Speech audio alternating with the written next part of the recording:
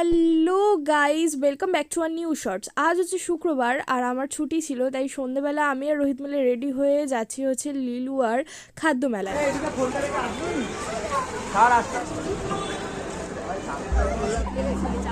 জীবনের শেষ প্রান্তে আমাদের ঘটে গেল।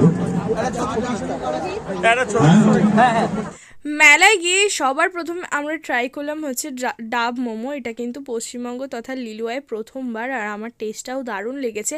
এরপরে চলে গেলাম আমরা পিৎজার কাউন্টারে, ওখান থেকে পিৎজা খেয়ে তারপরে তার পাশের কাউন্টারেই চলে গেলাম গন্ধরাজ মোমো খেতে। গন্ধরাজ মোমো কিন্তু আমার ভীষণ ভীষণ পছন্দ। এই কাউন্টার থেকেই অনেক কিছু ফ্রায়েড আইটেম ট্রাই করলাম, কিন্তু সেগুলোর ভিডিও করতে একদমই ভুলে গেছি। শুধু এই ভিডিওটাই ছিল। এরপর চিলি বারবিকিউ আর হচ্ছে হট স্পাইসি রোল না কি একটা প্যাকিং করে নিয়ে চলে এলাম মায়ের জন্য।